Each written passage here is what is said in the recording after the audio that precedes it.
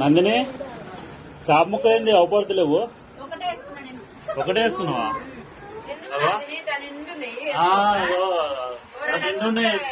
కోడలికి పెట్టకుండా మా ఆడబిడ్డ పక్కన ముక్కలు అన్ని వేసుకొని తింటుంది అనుకుంటారు.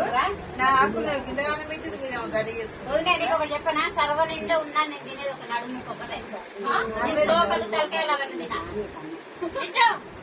నడుము ఒకటే తింటాను. ఎందుకంటే ఎందుకంటే కళ్ళు కూడా ఒప్పిస్తాయి.